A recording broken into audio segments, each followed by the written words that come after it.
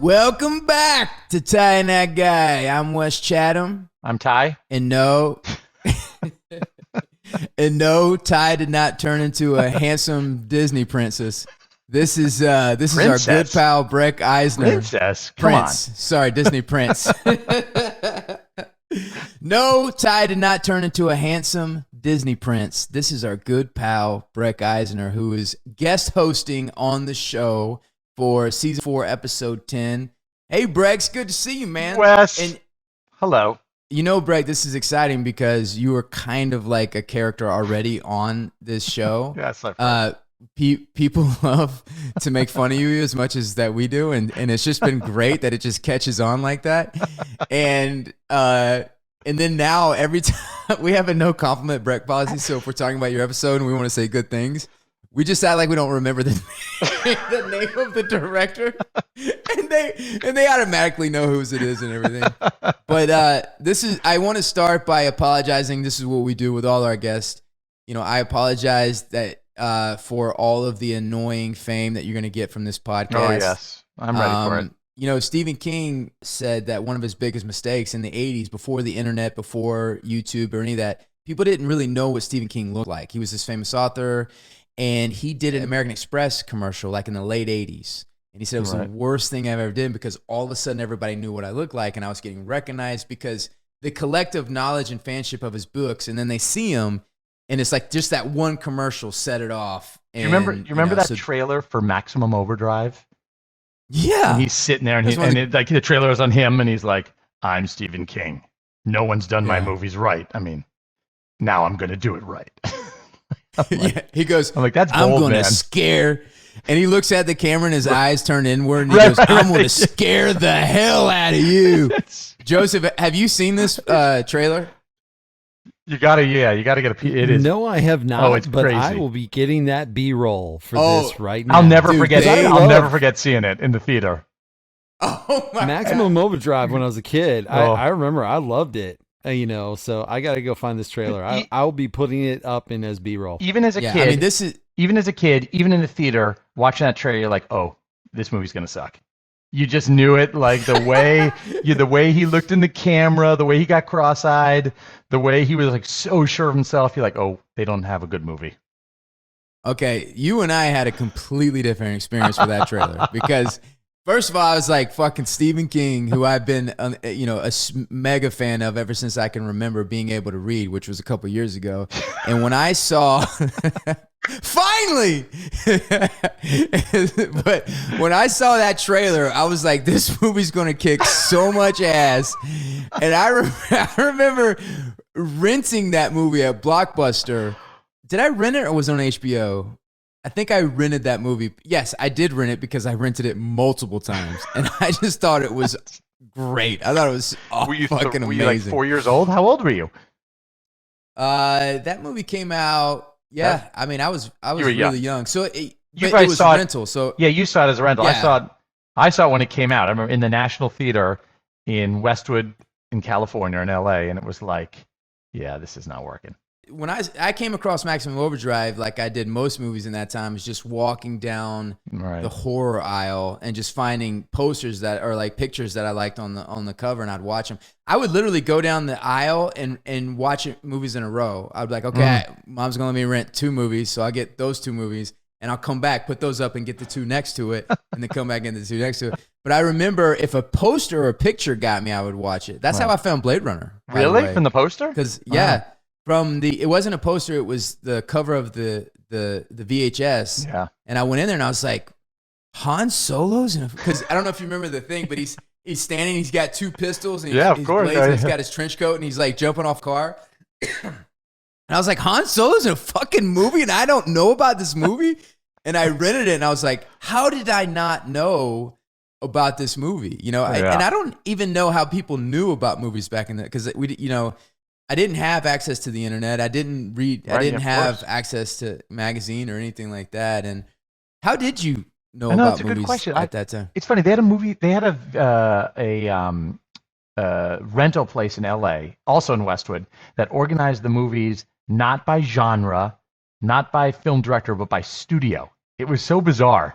And so Yeah. you'd go in and you'd say, oh, these are the Paramount's collection of movies. And it was the same thing. You'd like, look, I grew up going to movies. When I was a kid in the 80s, I went to every weekend I went to 2 movies at least. That's all I did. So I knew all about the 80s. Like you, Yeah. the 80s are a sweet spot for me. And then the other, anything prior to that, it was kind of like walking down the aisles of the Blockbuster and seeing what they got. And I enjoyed them all. I even enjoyed the bad movies. But, I've said this many times on this podcast. One of the reasons we created this podcast is kind of have a platform, especially during COVID, to kind of get together with friends and talk about what we love most. As the Expanse is the foundation, we're kind of branching off. And so everybody listening to this, Breck is one of our group when we're shooting the Expanse, where we sit and have a drink after work at the bar, whatever. By the way, this, but Breck's directed the most episodes out of any. Did you direct more than Jeff? I did. Yeah, only because I did the start and the finish a couple of seasons. Right. So Breck has since season 2 has started off and finished each season of the Expanse, and he's directed more episodes than any director. So we've worked together for almost 6 years now. Yeah. But he's definitely one of those groups. I remember when I came to LA, the first thing I discovered was growing up in Georgia and all my friends in Georgia, I could talk to them about movies for about 30, 45 minutes before they're like, all right, I'm like, get exhausted by it, right? But Georgia was the first time I could go, and then we could talk about movies till the sun came up. Oh, yeah, and you find people that have the love, LA, and have the love that it is. And Breck is one of those guys, and we spend hours and hours around the Expanse. We all love genre. We love science fiction. We're just really thankful that we're working on this show. But where did that start for you in terms of, obviously your family's in the business and you've been around it, but did usually if your family's in something, if your dad works in something, usually, the kids kind of rebel against it. They don't really love it as much. I mean, if your dad's an accountant, you rebel against that. If your dad's making movies and running theme parks, you're like, I'm not going to rebel against that. That's kind of a good place to be. If your dad is a musician in the Rolling Stones, you're probably going to think that's pretty damn cool. Or if your dad's Steve McQueen. It's funny. My first exposure to movies, so that would be in like the mid to late 70s, was with my dad. Either going to visit sets. The very first movie I ever visited, I think, was Foul Play and Heaven Can Wait. Both Foul Play and Heaven Can Wait were shooting at the same time, I think, up in San Francisco. And I remember so clearly visiting the set of Heaven Can Wait when he's on the bike and he goes into the tunnel and the truck comes through. You hear the horn and then you see the bike smashed on the front of the truck. And seeing the magic with how they made it, how they had this truck that didn't have a bike on it and they had another truck with a bike on it, and the one truck drove in. And then the other truck drove out. I just remember seeing that. Did you meet Beatty? No, I don't. I didn't care about who the director was. Like, kids don't know what a director means. Yeah, wasn't he also the director of it? He was was he? Yeah, he was the star. And in that scene, he wasn't actually in it because it was a stunt guy. So, and I didn't know what the movie was. But the funny thing is, like, as a kid, you don't the director means zero, right? Like all you care about is Han Solo. Right. So that was like my first exposure to it. And then one of the ways I used to get exposed to movies was when my dad was at Paramount in the 70s. He'd screen movies at the house on the old, on film, and they'd have a dual projection system. So in order to do it, they have to have a projectionist there. And we had this guy named Sal, who I loved.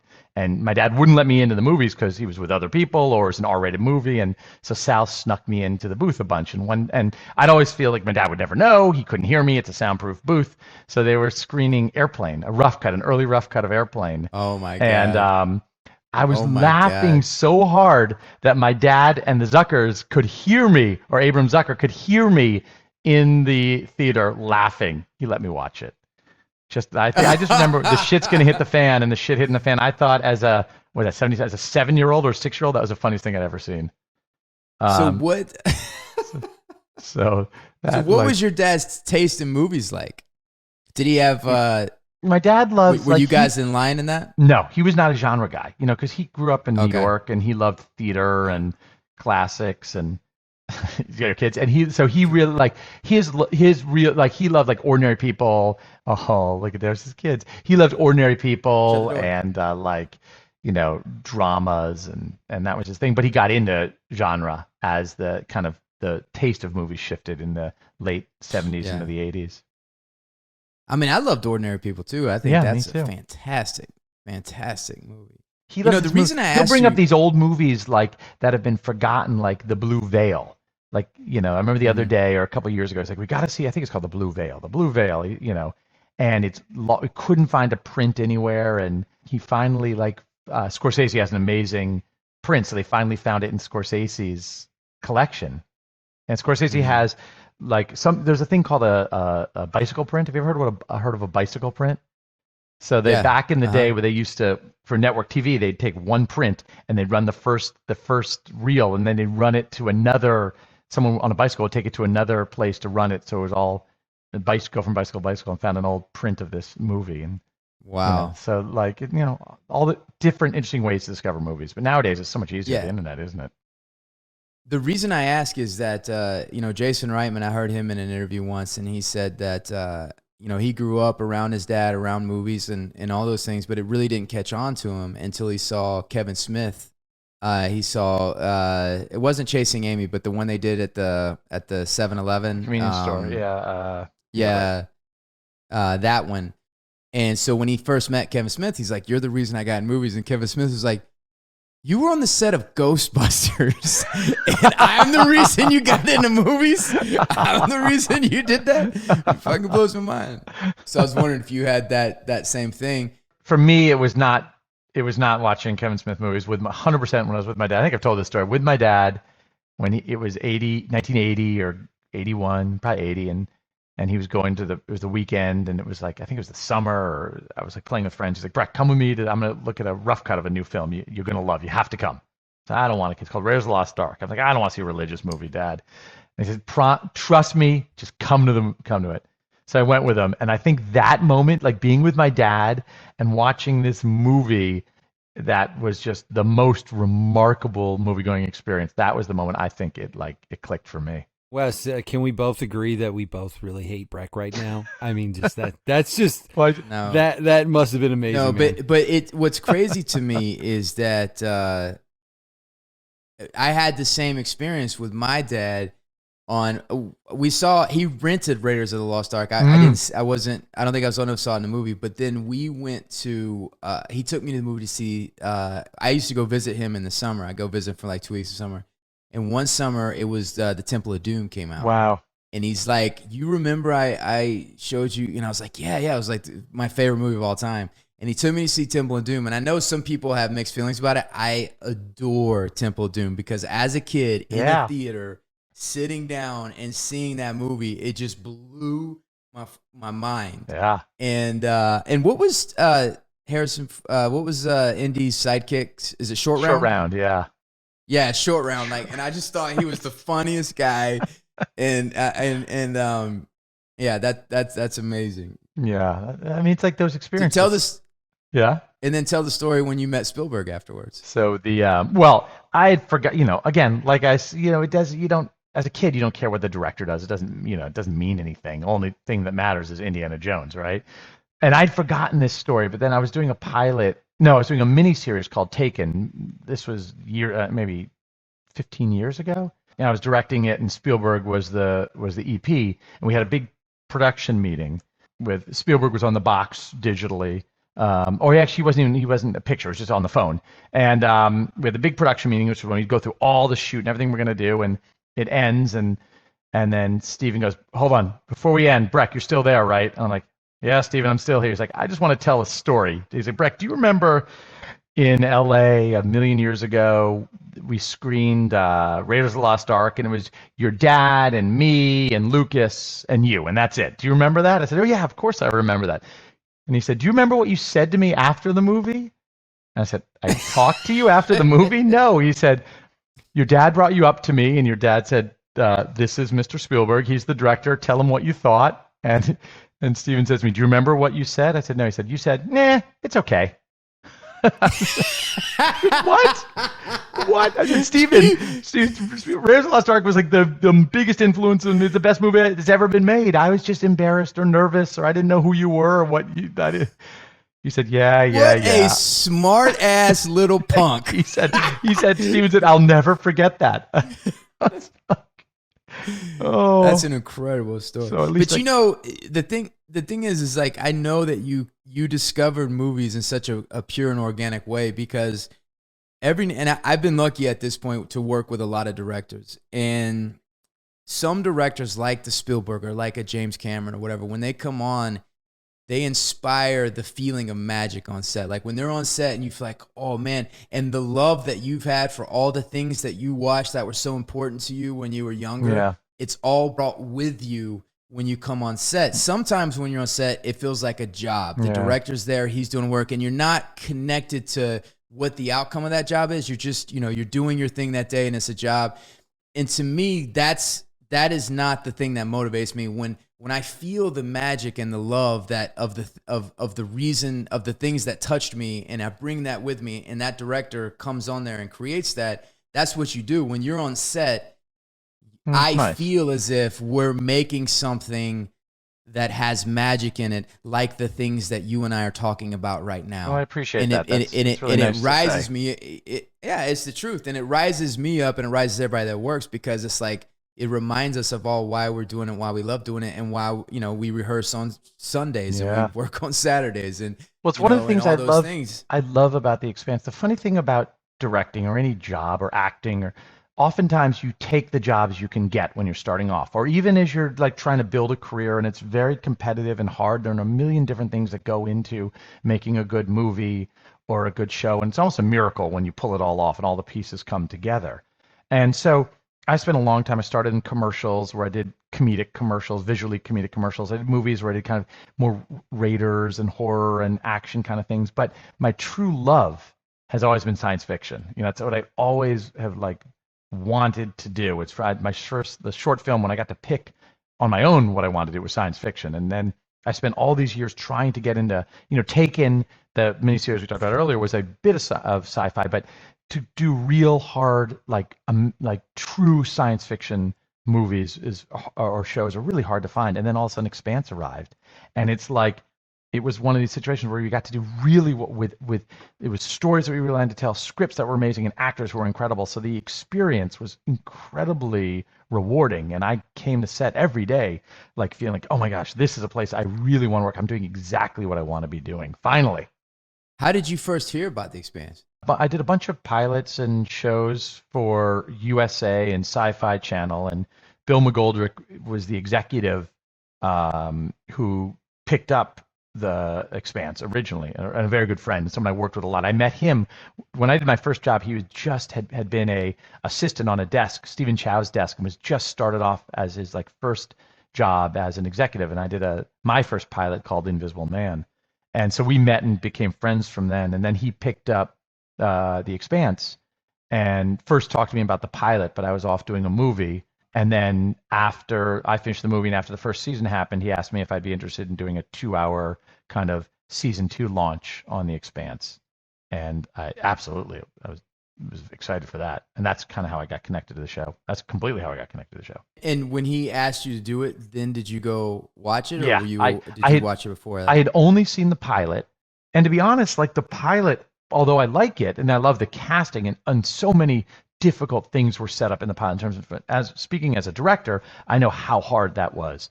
It was brilliantly cast. Yeah. The looks of everything was great. But there was a ton of world building and it's a high barrier of entry I felt on the first episode, only because of how complex the material is. And then it's kind of like the show, I felt watching it found its footing in like the second or third episode, I think, when you guys got together on the night. Was that the ship, right? When you first, like, when you escape the night. And you get on and like, oh, I get it. I see what the show is, right? And I remember I'd watched just the pilot because I wanted to talk to Bill about it. And then Bill called about this, and I was having the meeting with Ty and Daniel and Narain. And so I'm like, well, I got to finish watching the season. And it was like, once that moment, I remember so clearly, once the 4 of you were on that ship, it was like I get it, and the show's great, and then you couldn't stop watching. It's a good lesson for how to build a series, like, nowadays where episodes are, seasons are 6, 8, 10 episodes, you have to hook the audience really quickly, because that's one of the metrics that Amazon or Netflix or any of these people follow, is like how long your audience retention, and so it's that careful balance of, you want to be true to the story and unwrap the story in the proper pace, but at the same time, if you lose the audience too early, you're not going to get them back. There's so much competition. What were some of the challenges that you remember? Because as after season 2, you were a part of you understood the process and the machine, you knew everybody, you knew how complicated the show was, but your first impression when you came on, what were some of the major challenges when you looked at The Expanse? Yeah, that's interesting. Not enough time, not enough money. Everybody wanted A+ work and had their sights on doing the best possible show around, and that was what was so exciting for me. But so trying to deliver that and deliver it consistently, it's like kind of the old model of television is like, pick your battles, pick the moments that are gonna be great, and then they'd say hose the rest down, and it was like I can't work that way. It's just not in my brain. And so the challenge for me is, how can the entire 42 minutes or whatever the length of the episode reach the level that they're expecting? But I know in TV you cannot get behind. You can't lose a day, you can't lose an hour, that you won't come back. So that to me is the biggest challenge. One of the things that I want people listening to this to think about is, so I've worked on movies where you'll do a quarter of a page in 2 days, and the amount in how long they set up and how long they light and everything like that. If you take, for instance, just this, we're talking about season 4, episode 10. If you take this shootout situation with Bobby on Mars, and you look at that one shot and how that was all coordinated, or you look at the episode 9 in season 5 of that long shootout and the one continuous take and everything, or you look at the finale in season 6, or actually the last one before season 6, where you have that epic battle at the ring station. Breck is killing himself to create these scenes. And you look at these scenes and you got to understand, there's no money. There's no time. The amount of coordination. And if you see these great scenes in a movie, if you see it in a Christopher Nolan movie, he's taken weeks to do that scene. Yeah, that's true. We did one sequence on the Tenet, and that took 3 weeks. 3 weeks. And so, I think that The Expanse is a really difficult show, and I've seen directors come in and they weren't ready to that type of a challenge. But in order to take that show and to succeed in the way that you've done and create these elaborate, complicated scenes to keep it moving, to see different perspectives and to allow the camera to be an expression of the character and all that, that's a hard fucking job. Thanks. I would concur with that, but I appreciate that also. And you have to fight tooth and nail to get that going, because here's what happens, right? This is what happens. You get the script, you read the script, and everybody's got these big ideas, these great ideas.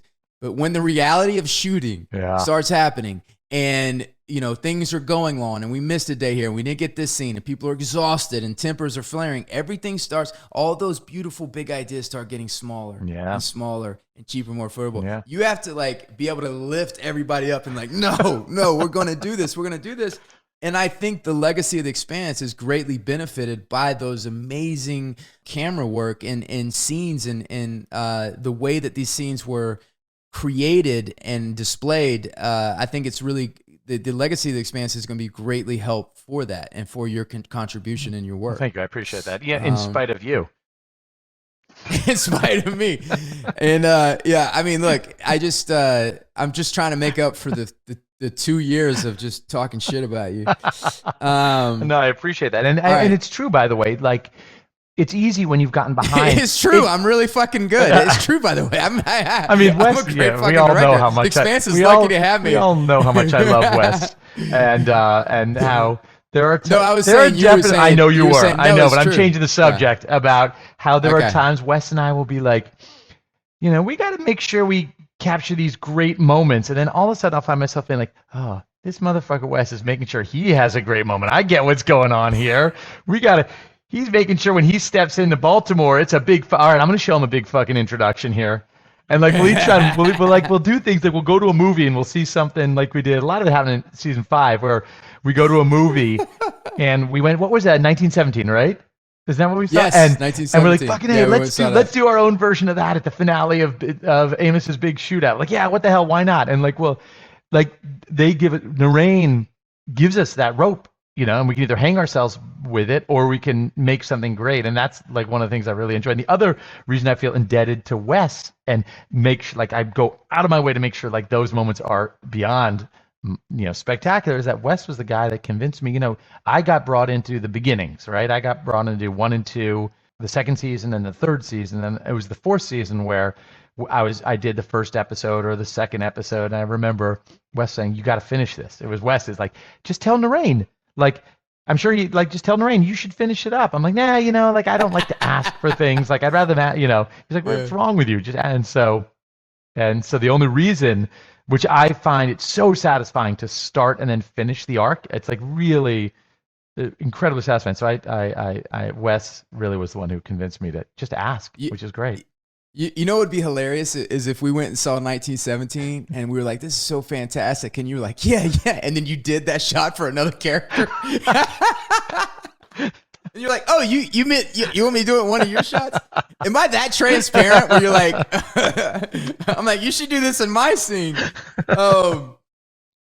Okay, so LV has fallen through the Eye of Sauron and Robot Miller has fallen with her. Yep. And the proto-molecule, all the machines have been shut down. Physics is up. Fusion's up. The Rocinante is working again. And in this season, there's two. You're dealing with the death of Miller in this episode. Yeah. And my question to you is, I know that you are a Wrath of Khan fan. Yes. Right. Yes, of course. And didn't this feel like the death of Spock at the end? I mean, when Holden is having his final words and then they torpedo him out into the space. I have been and will always be your friend. Live long and prosper. Yeah. Yeah, that moment. It's funny, when we were shooting it, I didn't think of that moment.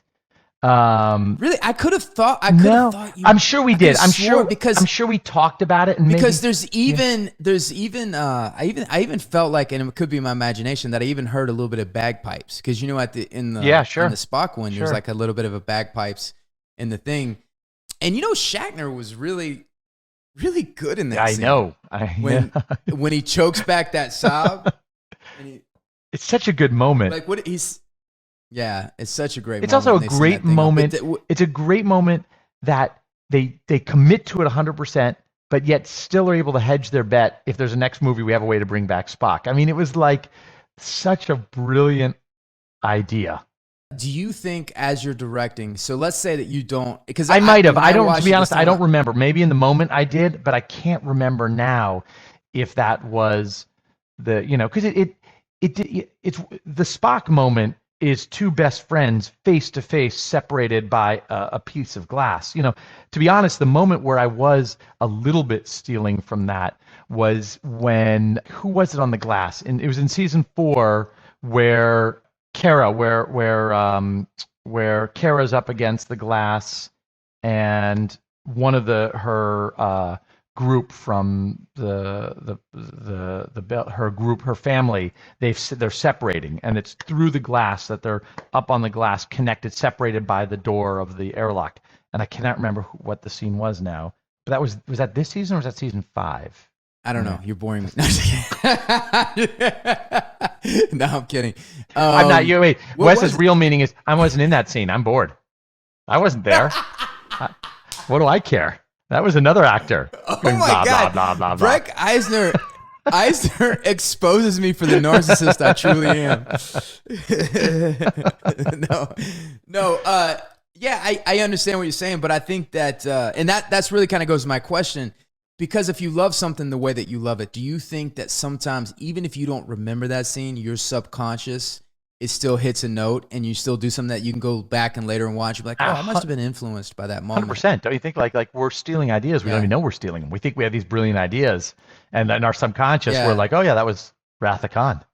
Absolutely. Yeah, and to me, I feel like it was honoring. Sure. That, as opposed to anything, and because there was that really powerful moment between the glass scene, but there is that cathartic moment where Shatner is standing over and his tomb, and he says something, I can't remember what he says, but Shatner was great in that, and it was heartbreaking. And then he shoots the thing out into space, and then the you hear the bagpipes, And I didn't know that Spock was Irish or Scottish, but you hear the bagpipe. But yeah, I mean, I'm gonna miss Miller. I know, it was it's funny in rewatching the episode. There's a lot of emotion at the end of this episode.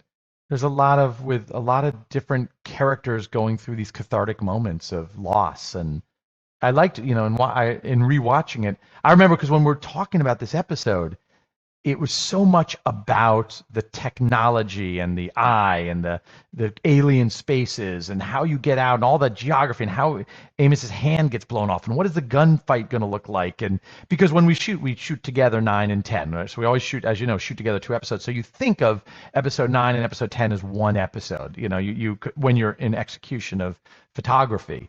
And so it was a heavy lift from a technological point of view. All the transport systems and all the robot Miller and how the hell we're going to do all this shit and how is the gunfight going to stage and and you forget about then the hard part is to balance all that technology and science fiction with the humanity, and ultimately this episode was a lot of humanity about Amos's anger towards Murtry and Holden getting back to the ship and Ashford dying and Miller dying, and it's there's a lot of all that human emotion is what makes The Expanse great amongst the world of this incredible science fiction world building.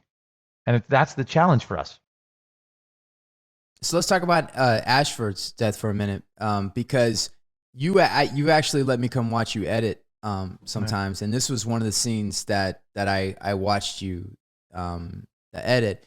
And if I think about this and what I'm curious about from a director's technique and a director's point of view, and you look at the death of Ashford, and the arc that he had in the season before, and the arc that he's finishing here. What do you do in shooting the scene and presenting the scene to pay off the arc, and what do you use to do that? So for instance, Ashford, when we first meet him, he's the right hand of Anderson Dawes. He is in his pirate phase, in his terrorist phase. He ends up undermining Drummer, who is the captain of the Behemoth, who ends up committing mutiny and is going to blow up the whole ring, which could destroy the solar system. In this season, he starts from a point of that he realized that he was wrong, and that he's coming to the realization that violence only begets more violence. He says those words, and that we have a moment of him and I guess it's his little girl or a baby or a daughter, or you see something tragic has happened to him in his life. His face is burned off or whatever. And so he's wanting now to find peace and to balance that peace. This journey takes him into, because he knows the biggest threat to that balance and the balance of the solar system and the balance of peace between all of these different factions is Marco. So he finally gets to Marco. I want to ask you from a director's point of view first, why didn't he kill Marco? Many times I had that question with Ty and Narain. Why didn't he just walk in and shoot him? Because you want him to. You're you watch it, why the fuck don't you just shoot him? Just kill him, we're done. Well, then there'd be no show.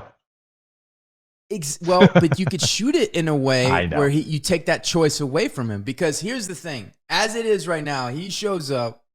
He's got the drop on Marco. He's already shot him once. And then even when Philippe has the gun behind him, he knows he's going to die anyway. Yeah. And Philippe can't stop him from pulling the trigger. Why doesn't he shoot him? Oh, in that moment. Well, there's 3. It happens in 3 different moments. Why doesn't he just blow up the ship? Why don't you start with that? Why do they disable the ship with EMPs instead of just blow it out of the sky? They get the jump on him. They could easily just blow it up and end it all. So I didn't think about that. You start with what his mindset is from that action. He's not committed yet to just murdering this guy because his interest is what he wants to do is stop it and get to the answer of it, and not, in his trajectory, he's not going to just murder him if he's like able to prevent that. So his hope is to capture the ship, capture the information, and then capture Marco. Maybe it's what's misguided in that is and he's, by the way, willing to die and to do it, right? And he knows this is likely that he will not make it. And it's the same thing. Like, why did Drummer let Marco go earlier? It's complicated being a belter and going after other belters. You're typically a cohesive group with a singular goal, which is to fight repression. Although there's infighting all the time, it's like when you're an invaded country, all the different groups, are cohesively against the invaders and put down the inner fights within the groups. I think for Ashford, he wasn't ready to make that commitment to just shoot him in cold blood right then. He wanted to, get answers, and he wanted to capture him and to stop it, but not have to murder him in doing it.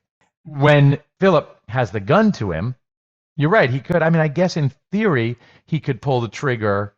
And I did have that discussion multiple times with Ty, because he's standing here and Philip's right here. He's not going to survive. So he could try and take the shot. And I like this conversation because this really demonstrates the director's point of view, the writer's point of view, the actor's point of view, and kind of how you find the scene within that. But in my watching this, he's already made the mistake of not killing Marco once. Or he was a part of Drummer's choice not to do that. Right.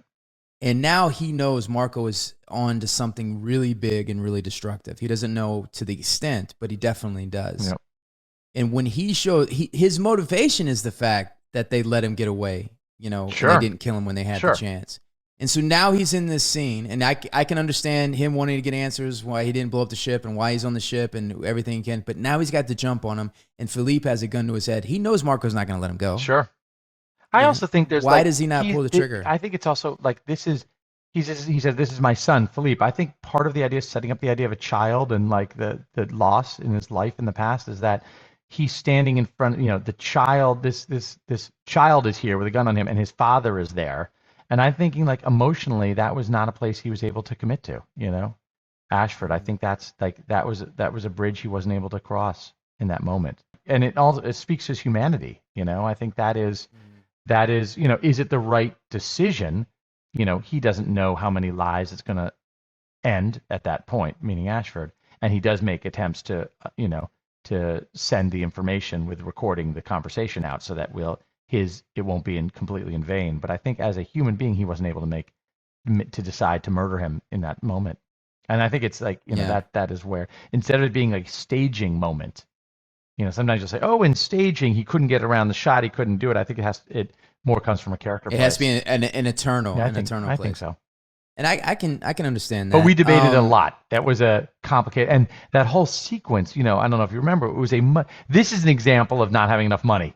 Like, there was a whole boarded zero-G gunfight that Ty and I still joke about all the time, about how, that, and there were all these beats of all these crazy stuff we were going to do, and it was like, there was just no fucking way. I mean, it was like so beyond our budget. One day you should release those, part comic strip, part cartoons that you created. Oh, yeah, that's right. Breck does these really great storyboards, but then he puts music in there and voices and everything, so you can actually see how the shot's going to look, the angles and the emotion in the face and everything. And they're really helpful when you have a complicated sequence that you're about to approach and having that thing. And they're fun to watch. Yeah. And that would be a cool thing one day for you to, release those. I can give it to you. I can give it to you. Play on this. It's nice because those animatics, we call them, it gives the crew, they know what's happening. All the actors know what's happening. The stunt people, I'll get the big monitor on set and we'll just play it. Like, this is what we're making, everybody. It's really nice. What I've learned in doing this is a lot. It used to be when I started, I was the only one that really knew what was going on. Everyone knew the shot we were doing, but they didn't know how it fit into the puzzle. And I realized quickly that it's better to include the entire crew, to everybody, that they get what is happening contextually within the sequence. Even if it takes place over a matter of days, it really brings everybody together and ends up in a better result. I think one of the reasons that we work so well together is that we're similar in the sense that we have the same philosophy. Like the way I look is like, take it seriously, prepare. And then if you prepare to a point, you're finally free to be free in the moment. You let everything go. And so then you show up and it's like, you try not to even remember what you were doing in the preparation, but it's only possible if you prepare. So if you storyboard to the level of detail that you've had and visualized and worked at it and had conversation with the actor and rehearsed, then in the day, if they're like, oh, we can't do this and you got to cut it down, right. You're so much better equipped to cut it down than, there's people that have different processes. There's people that come in and kind of like to feel it in the moment and wing it. But I find that if you haven't done the preparation ahead of time, the winging it and feeling in the moment, what you're doing is about you in that moment and not about the scene or serving the scene. Or I was working with an actor recently, and we're doing a scene, and all of his questions and notes and everything was about that person, who the actor was, not the character, who he is, how he looks in his style and his taste, not the character, what the character would say, and also completely removed from the context of the scene and what he is, how he's being used in service of the scene. Yeah. And so then it became two different conversations. It became tough. A conversation of like that person in real time. And so, anyway, so I'm guessing you didn't have a lot of rehearsal time with that actor ahead of time. No. I mean, we did the morning walkthrough and and all that stuff. That doesn't count. It was the same. That doesn't. It was all the same struggles. Yeah. The on the day doesn't count, by the way. The on the day is not rehearsal. Right. Is one of the reasons that you're a big fan of those rehearsals is you can start to weed that stuff out? Yeah. I mean, get on set? it's freedom, right? Like if you're, it's free, and it's free. If the actors are so committed and wonderful that they're willing to give their free time, these expensive actors will give their free time to work to get that work out of the way. So if we rehearse for 2 or 3 hours, right, which we often do, right, we'll rehearse a complicated scene. We'll rehearse for an hour to 3 hours. Wouldn't you say that's fair? Yeah. And that now you would never get that time on set. So the work that we're doing there, we're relaxed, we're having fun, there's no one watching, there's no fear of trying something that might not work. And then there's no one sitting in the corner looking at the watch, wondering how long it's going to take. If we come in cold on set, the maximum time we get, 20 minutes? If I go more than 20 minutes, the producers come down. I don't mean Ty, Daniel, Noreen. I mean like the line producers will come down and say, you got to move on. You got to start shooting. We don't have first shot. And so we'll get maybe 20 minutes of anxious rehearsal time because we got to just pick the first idea and make it work. And I find too that anxiety closes off creativity. And I find that if you are working with somebody that's newer as an actor, or newer as a DP, or newer in something, when you're in a relaxed setting like a rehearsal, you can find they're way more responsive. They're way more. You can really take time and digest notes that the director is talking to you in a different way. If you're on set and your adrenaline's pumping and your nerves are pumping, and we've all been in those situations where you've seen a director who is under the gun, who's stressed out. It's a new focus puller, or it's a new, and he's like, can we just? And you see like that, and that guy, on his point of view is. Wah, wah, wah, wah, wah, wah, wah. He has no idea of deciphering what the hell's going on because he's like, I'm fucking up. So true. And so, and I find that like, it's so true. But also remember the other thing that we do, which I love, is in rehearsals, and we've talked about this before. I'm sure we're going over tread territory, but as I apologize if it is, but we often do rehearsals with Noreen or Ty and Daniel, and we've seen a script, but no one's ever said the words. No one's ever spoken the words. And hearing the actors speak the actual words and have a chance to edit or adjust or have ideas and talk about it is a really useful time. So it's not just time for the director to work. It's not just time for the actors to work. It's also a gift for the writers, I believe. I think it's the secret weapon of The Expanse. I think the reason The Expanse became what it became was this team that worked together, willing to give all of their time and all of their effort and all their focus onto this project, because we didn't have the time, and it could have been average if we just phoned it in, if we just showed up and did, and which we've all been around those shows before. And I don't have any. What's interesting is that the big actors in the old days, like you read Sidney Lumet's book, and he talk on directing, and he talks about working with like the big actors and somebody like a Paul Newman. They had it in their contract that it's 3 weeks of rehearsal before we start shooting. Really? Wow. Now it equates to the bigger actors have to do less. They don't have to do table reads. They don't have to rehearse. Where in the old days, the bigger the actor, the more power they had to do more work. That's amazing. And so things have kind of flopped in a sense. You know, like the more famous you are, the less you have to do. Which is crazy. I think I can't imagine not rehearsing. And I've done it. Yeah, we've all done it without rehearsal. It just takes away from the shoot time. Exactly. So Avasarala has lost the race, and her husband are having troubles. And this is really a low point for Avasarala, and it's a great humbling of Avasarala. Would you agree? Yeah, for sure. Yeah, losing not just the election, but losing the husband. Yes, that's she's not used to that. Because she was so, and it's represented in her speech, and it's a terrific speech, or with her phone call to Gao, the call to Gao.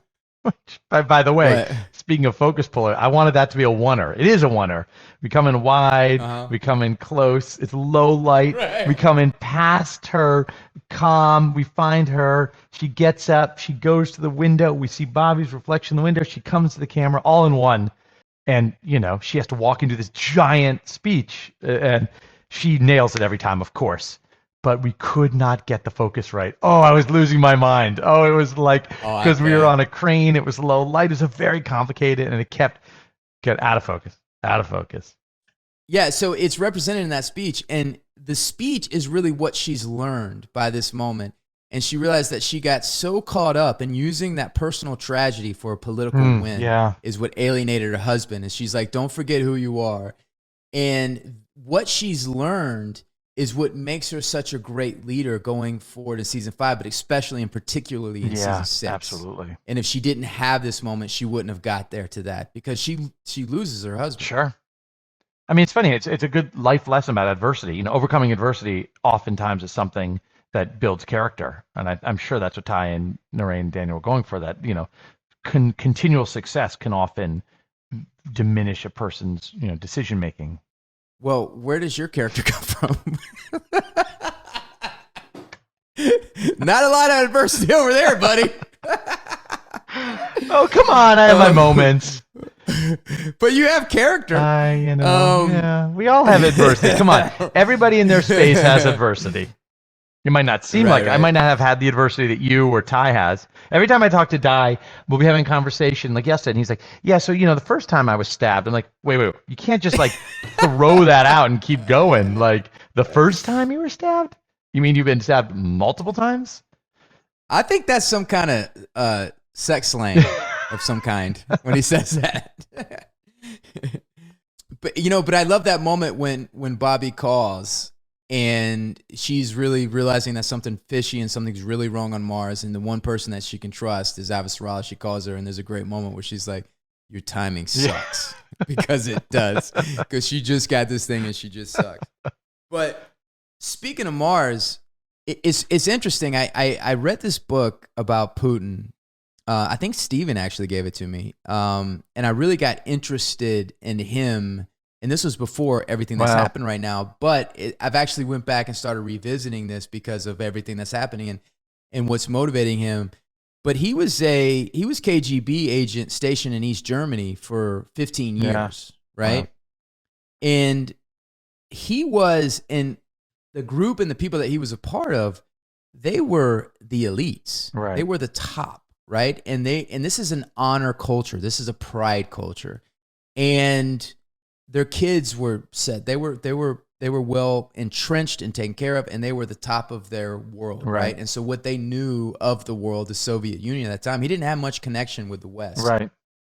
Then you have this collapse of the Soviet Union and this deep humiliation. Right. And somebody that has built his identity around his power, the power of his state, the power of his... And he was so humiliated to see that happen. And there was somebody that said that a lot of these people that they met at KGB, they were just ashen. Wow. They could not handle the fact that everything they built their entire life and existence and identity on is now crumbled. Wow. And so I feel like he has a lot of similarities to Admiral Duarte, right? Sure. And I see him now desperately reaching for the power that they once had to restore this empire and to restore his sense of honor, his sense of pride. And there's a lot of people dying for that pride. And then you see Admiral Duarte, who ultimately, everything that Mars was, this collective identity and existence and this pride they had, the creation of the ring just made it all irrelevant in one day. Yeah. And so these guys, these admirals, these guys that are part of this thing, you know, it's really dangerous when somebody is powerful and you take that power away from them. That's when they become the most dangerous. Yeah. And so now Mars is selling their souls literally to the detriment of the solar system because they want to create their Soviet Union on the other side of the gate. And it's there's a lot of parallels. I mean, what's interesting is it shows you and Putin is not unique in that dynamic, right? Like, it's not like Duarte was modeled after Putin. I mean, I believe Duarte was modeled after a type of person, type of leader who's gone through this multiple times, the cyclical nature of history. Sure, I'm just saying that it makes me think of that because of what's happening right now, and me going back and watching. It makes me think of Putin because Putin is currently in the middle of his ring, trying and the scary part about it is like what will they do when pushed to the edge? You know, when they're cornered, and how much will they risk? How much will they destroy? Like, will he be able to handle the humiliation of not being able to accomplish what he wants to accomplish in the Ukraine, and ultimately not being able to come close to restoring the sphere of influence that they once had, which is his ultimate goal? How dangerous is that, man? I mean, how dangerous is terrifying, right? Absolutely terrifying. It's terrifying. It's absolutely terrifying. By the way, let me say, what's more fun or more exciting than filming the end of a character you love, like the character's demise? Typically, like when you talk about like some of the, we've earned that right over 6 seasons, or I've earned that right being there for 5 seasons. So when Ashford dies, or when Miller dies, or you get to really, you want to give them the send off. There's a written there's the actor, there's the character, there's what's written, and then there's how do we execute it, right? And so all the lists we'll go over are not if the line is great but the execution is terrible, who cares? If the line is great but the actor is mediocre, who cares? All three have to come together to make one of those moments in cinema that you'll remember forever. And that's why you asked about what was the significance of the song that Ashford sang? That was a song, it was set up early. I hadn't shot that earlier, but it was a song that he had sung. I can't remember if he sang it to his kid, but it's a song, it's like a seafarer song. So like a pirates kind of song that was like a Scottish, or I can't remember exactly what the history of it is, but there was a whole which I knew probably 2 years ago, but like you, it wiped out of my mind once we've moved on 2 seasons from there. But it's an old mariner song that kind of related to the moment. But conceptually, the idea was for his death, I want to be able to sit with him and let it be. We have these moments, we try and create these long moments that might not be scripted. The scripting might be Amos walks to Baltimore, or Ashford dies to singing the song, or and on the page it might be the army comes over the hill. It might be a line or two, but you kind of have to figure out how significant the character is, how significant the actor is, and what the pace of the episode is, and to be honest, how much you like the actor.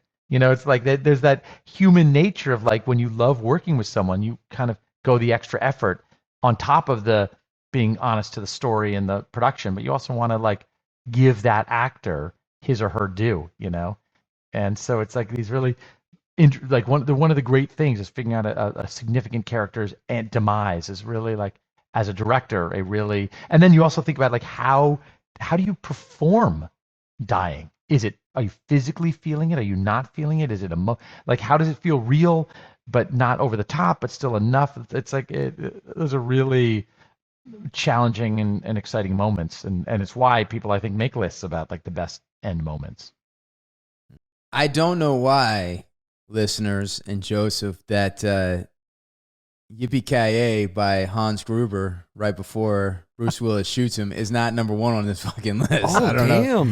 Well, you have a very good point there. Well, Wes, just so you know, the original pool was 60 plus movies. And they didn't have that on there? Let me double check, because if I'm not sure. Is that? But that's not his last line. It is. I think says, the list. He does. Gruber say no. No. Willis says it. So it's not. No. No. Gruber says, "What is that you said? Yippee-ki-yay, motherfucker!" And he goes, "Yippee-ki-yay, motherfucker!" And then he goes to shoot him, but Bruce Willis starts laughing and he gets confused, and then he takes gun and he shoots him. Right. And that's the. No, they did not have that one. They did have Mr. Tagagi. I really don't know what to tell you. All right. But yeah. All right. Yeah, that's weird. Okay. All right, so let's go through the list. Okay, so 2001 Space Odyssey, Hal being destroyed. That's a great one because that is so unsettling. Yeah. When he's like, "I'm afraid. Stop. Yeah. I'm afraid." And you're like, "What do you mean you're afraid? You're fucking a robot." It was so unsettling. It's such a good one. Yeah. Good one. Aliens, Vasquez. You always were an asshole, Gorman. I'm going to highlight that one because that's going to be a good one. Avengers, Endgame, I Am Iron Man, Black Panther, Bury Me in the Ocean, Death is Better Than Bondage, Braveheart, William Wallace. Wait, but before we keep going, how much does the time you saw it, the age you saw it, and where you saw it factor into this? Right? It factors in heavily. So heavily. What we're doing is putting what we love, right? Yeah, they're trying to guess what we're gonna pick. I know. I mean, I know what we're gonna pick without even starting the list. But let's keep going. Well, I know you know too. I know your number one. I know it without absolutely. You think you know my number one? I do know your number one. Have I said it yet? Nope. Okay, write it down. Write it down. I know it. I don't even I'll write it here. I'll put it on my computer. No, meaning because I would have you hold it up if I said it right. Anyway. Oh, okay. Hold on. I'll write a piece of paper. Keep going. Yeah. Now here's the thing though. There will be something that might surprise you because so Citizen Kane, Rosebud. Yeah. To me, there is a perfection to that. Yep. Because what the whole movie was about is embodied in this Rosebud and what he says. It's his loss of innocence in pursuit of capitalism, right? His loss of innocence. And he says in the thing, if I wasn't so rich, I might have been a really great man. And so if the dying line is like the thing that sums up what the whole movie's about, what's motivating the character, and it's a beautiful thing to do. Like Freedom, William Wallace. It's the most perfect dying line. Yeah, on so many levels. But still not your favorite. No, Dr. Strangelove, riding the bomb. So I guess it's actions too. Then it's things in actions. Guardians of the Galaxy 2. He may have been your father, boy, but he wasn't your daddy. That's a good line. Independence Day and My Generation, Up Yours. Nah. Jurassic Park. I don't remember that. Clever Girl. You remember that one? Yeah. Yeah. I mean, it's a clever moment, but it doesn't have the emotional weight. If you're dying, it shouldn't be silly. You know, it's like if you're talking the most important, it's like got to have the emotional relevant. It's got to make you fucking shudder. And that's one of the things I love about you, Breck, is like you have your opinion and you stand up for it. Because sometimes we have guests, and anyway.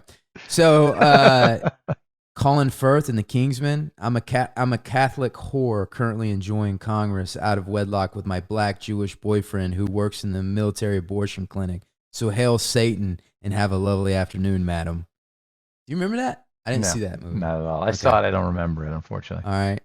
Leon the Professional. Oh, this was a good one. Yeah. Leon to the DEA agent. This is from Matilda. That was a great one. Yeah, that's a good one. Because that emotion, meaning. Yeah. This is a good one. Life of Brian. Always look on the bright side of life. Do you remember that? Yeah, When of they're being course. crucified? Oh my God, that's a great. Well, that's awesome. That's a good one. I'm gonna check that one. Serenity. I'm a leaf on the wind. Shaun of the Dead. It's been a funny sort of day, hasn't it? Star Wars: A New Hope. You cannot win, Darth. If you strike me down, I shall become more powerful than you. That's kind of interesting. That was great. That was Obi-Wan, right? That was. Obi-Wan. I remember that. I remember that. Is that exactly as it went? No, more. You cannot win, Darth. If you strike me down, I shall become more powerful than you can possibly imagine. Right. Yeah. That was powerful. That became more powerful out of not in the moment though. It was interesting. That set up an idea. So maybe it's still the good one, but not the strongest. Yeah, I love this. You're gonna be good at this. Because this is the kind of conversation. So Judgment to Terminator, because sometimes you come. Terminator 2 is a good one. Yeah, that's a good one. I can't cry, right? I can't cry, or no. He says, "I know now why." Oh no, I know. Yeah. I know now why you cry, but it's something I will never do. That's a great line. That's a great line. I'll check it. I think James Cameron is an underrated writer. He's a great writer. Great writer. I think he's a very good writer. Because that not only what's so good about that on multiple levels is the robot could speak like that in death. Like it has that ability, so it's not a fake performance. It thematically plays into the whole idea of the journey from Terminator 1 to the end of Terminator 2. It's like Cameron does this thing where he's so brilliant. He'll change the genre of Alien. Or he'll take the villain and make him the hero in the second one. That's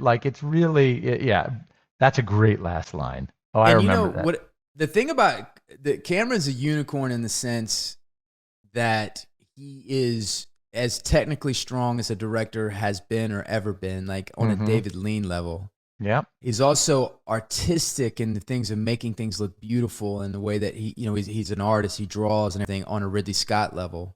Yeah. But he understands story and writing in a way that like a Ridley Scott is not a writer on that level. He's not that kind of a director. And so I'm a huge fan of his because he has so many strengths that you're pressed to find directors that have all of those abilities. Yeah. Sometimes they're really great technically and beautifully, but they're not story people. They don't know how to write everything. And so to be able to take Terminator, which is the epitome of terror and fear, and bring him full thing to a believable logical arc where he says, "I know now why you cry," to have everybody emotional about this machine. Amazing. That's a brilliant storytelling. Brilliant storytelling. Yeah, brilliant. Good call, listeners. The Hunt for the Red October. I would love to have seen the Red October. I would have loved the Red Taco. The Hunt for the Red October. I would love to have seen Montana. Thelma and Louise final scene. So I remember. Yeah, that's a good scene. Obviously, that is a good scene. It is a good scene. But I don't know. I think we should do this because it's kind of broad with acts and then lines. I think it should be no. It has to be a line. Yeah. Do you want me to hold up your line? Or was that the end of your list? No, I'm not. Dude, I gotta have I'm gonna do my contribution. Oh, okay. Titanic.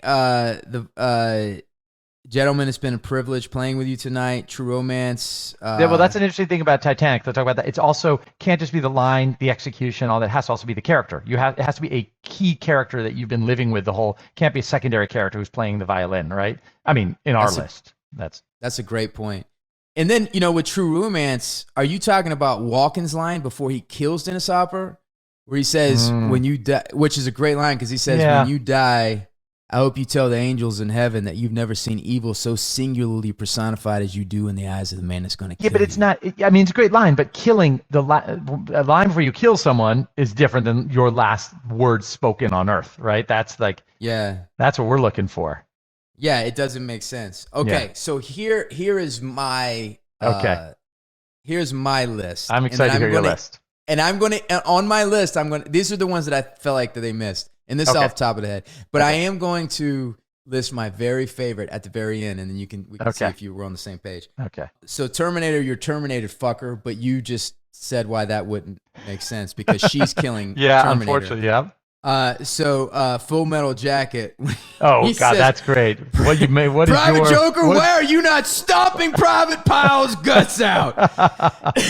What's your major malfunction, numbnuts? Did your parents not give you the attention you were needed as a child? Oh, it's so good, so good. And what's great is there's a follow up that when he showed up in Frighteners. Do you remember in Frighteners when Lee Ermey came out? Oh. And he was the ghost. Oh, that's right. Yes, of course. Oh my God, yeah.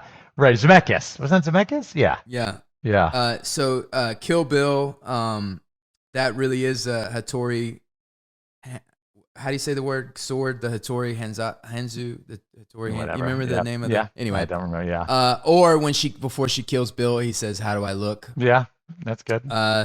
Sean Bean in Lord of the Rings. I would have followed you, my captain, my king. But see, it's emotional. I like the emotional. That's good.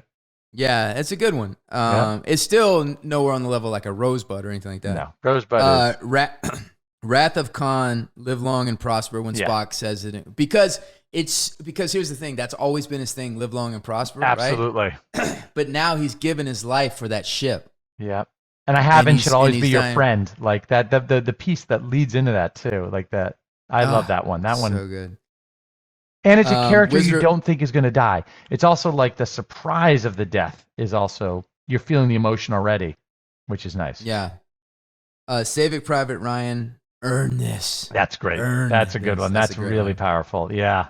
Maybe you can help me remember this. I was trying to remember in Princess Bride when he's doing the poison thing. Yeah. And then he goes, you never bet against a Sicilian. What did he say? Something about when he's he says, you never go against a Sicilian when death is on the line. Oh, I can't. It's a good one though, but not emotional. Yeah, but it's funny. It's funny. Really funny. Very funny. And then he passes over and dies. Yeah. And if it's really funny, you could do that. Apocalypse Now, the horror. Yep. The horror. Yeah, that's good. And what's that? I mean, the reason that's terrific is like the horror is the whole movie. Yeah, no, that's great. The horror of war, the horror of speaks to the theme of it all. It's great. 7, when he says he didn't know. When Kevin Spacey's delighted by the fact that Pitt doesn't know. Yeah, that's good. And this is the completion of his plan. He knows that now that's going to be so powerful to Pitt that he's now going to finish his sin and finish the completion of the seventh. That's good. 7 sins. That's good. Return of the Jedi. Tell your sister you were right. Yep. Now this is my number one. We've came to my number one, and this is what I want to start the list hold it up with. when I think I know yours. All these moments will be lost in time, like tears in the rain. Oh, there we go. Time to die, baby. Time to die. I mean, like, I don't even like it. Like, that was fucking awesome. Like, I need to. That was really cool. I honestly didn't know if you were gonna get that. When I wrote down, let's see what I wrote down. I wrote one that was funny. I thought, remember, like, I wrote ones that I remembered when I saw them, like, take my hand and swear eternal loyalty to Zod. Remember in Superman 2 when before he kills him? Oh yeah. That was a funny one. And that's a good one in a funny way. And then, but the one I remember, one that is not funny, and the one that I wrote it down so I got it right, because when I saw, there's a movie called The Garden of the Finzi Contini. Have you seen it? It is like most. It's a Italian film in Italian about the Holocaust, and it's like the most awful, hard to watch movie. And the end of it, the crazy thing about it's the last thing they say in the movie. You know they're all gonna die, and they just talk about like pray to God at least they let us stay together. Those of us from Ferrara, like is the town they're from. And when they say that, I remember I saw in the theater. It was really something, and this woman started screaming, crying when she saw it. It was so bizarre. What did they emotional. say? What did they say? Out of context, it means nothing. It's what's so interesting. It says, pray to God they at least let us stay together, Mikol, those of us from Ferrara. And it means nothing out of context, but in the context of the movie and in the way they say it to each other, it means everything. It was a unique, it wasn't like a Hollywood version of a clever line. It was like a line that meant everything to the characters. It's worth a watch. It was like Just when you were talking about like different ways, there's like, because I love the ones that are funny, the ones that are clever, the ones that are emotional, and also the ones that just really get you. Well, the thing, so to me, I think the Blade Runner encapsulates all those because it's about this robot who desperately wants to be alive, to be human, who's experienced life. Yeah. And him coming to the realization at the end that life is only great because there's death, right? Yeah. And he has this moment of awareness that's so beautiful and so free. I think the dove might be a little bit on the nose, but it still brings tears. A little nuts, right? A little nuts, but it still brings tears to my eyes when I see that. I have seen things. And that, you know what it does? He does in one movie what Cameron did in two. He takes a character which is so unbelievably terrifying, and then makes him really sympathetic at the end. And you feel emotional at his death, which is like a remarkable turn. The dove the dove was a lot. But I'm not mad at it. It didn't. I wouldn't have chosen the dove. Do you think Ridley Scott said, okay, for this day, I'm going to need 4 doves? Like, excuse me? Yeah, well, when he dies, of course, he'll be holding a dove. How much of that do you think is Ridley Scott, or how much is Rutger Hauer? Which part, the dove or the lines? The dove. 100%. Rutger Hauer wrote that speech. Yeah, I know Rutger Hauer wrote it, but they couldn't just have the dove. I mean, it's not like, hey, dude, does anyone have any extra doves over here that we could bring into the scene? Like, clearly, like, is there any musicians in the house? Magicians in the house? Ridley's like to his assistant, I need you to quickly go out and catch a dove for me. A white one, not a pigeon, a dove, because I got to get in the scene in 20 minutes. Hurry up. So I'm guessing it was planned. Yeah. So I think number 2 has got to be Rosebud. Yeah, I agree. I agree. Number 2 is Rosebud. On so many levels, like it's just a masterpiece. I agree. Number 3 is T2. Yeah, number 3 is T2. That's a good call. What do you think about number 4? Ooh.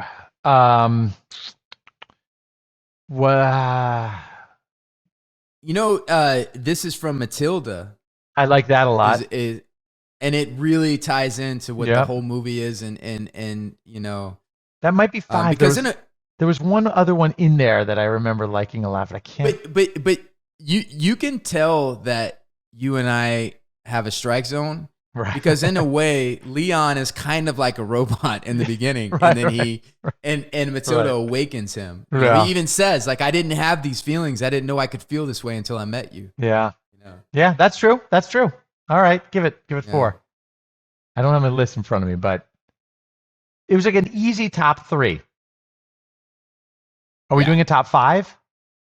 Yeah, 5. Okay, so we have Blade Runner, Rosebud, Terminator 2, and The Professional. Okay. We run down the movies you can just do the movies. We can see what our 5 is. I'll do the ones I highlighted. Okay. 2001. That's pretty good. Aliens, Vasquez. No. You always wore an asshole, Gorman. Braveheart, Freedom. Life of Brian. Always look on the bright side of life. Funny, but it's a lot of last lines. Lee Ermey, Private Power, what's your major malfunctions? Your parents not give you any attention enough attention when you were a child? That's pretty good. Good. What's the last line in Badlands? What is there? I don't remember. Not memorable. I'm looking up while we're on here. Keep going. Saving Private Ryan earned this. That's it. Yep. Saving Private Ryan. I'd actually say Saving Private Ryan is 4, and I go Professional 5. What do you think? I think you're right. Yeah, because earn this is really good top 5. I think that's a pretty good. That's a pretty good top 5 right there. I know. I wish I'd made all of these movies. I wish I made any of those movies. So look at what they got. Blade Runner, which is hell yeah. They got the first one. Did we pick Spock, Rathacon? I don't think so. But that wasn't on the. That could have been 5. I'd actually put that. I know we already did that. I'd put 5. I'd replace our 5 Professional with Star Trek 2. Yeah, I would too. So good. So and then the Lord of the Rings. We talked about it. We talked about it. So they're close. Yep. I would have followed you, my brother, my captain, my king. That was a great line. Yeah. So they got 2. Yeah. Good job. Yeah. All right. All right. This is fun. I do this anytime. This was fun, this man. is enjoyable. Also, to all of our millions of listeners out there, we're going to do a horror short episode, and Breck's going to be a guest, and Ty is going to be a guest, and I'm going to be a guest, and we're going to basically, and I think Joseph, they've already picked them out, right? The ones that they want to. We have a list of them. We're going to narrow it down. So we're going to get it to where it's like, hopefully, if we want to do it by genre, like a set of them. But yeah. Well, I want it to be horror. No. Like a subset. If there's like a subset, like if there's like 3 along a specific theme. But yeah. We have a list of shorts and everything. So I think, we'll do our, top whatever. Maybe we'll talk to some of the directors, but, and I'd like to do Breck's on there because you can really go into it. But what's interesting about those horror movies is, how does somebody take 2 minutes, 3 minutes and get you to know the characters, care about the characters, and have something happen that scares the shit out of you, And so, and a lot of it's like visually and done. And there's so many great lessons to learn from those things. Yeah, it's good. How they do it so fast and get you caught up. So that'd be a fun thing to do. So we plan on doing that soon. So stay tuned. Cool. I look forward to it. All right. Thank you. This is fun. Bye-bye. Bye, Wes.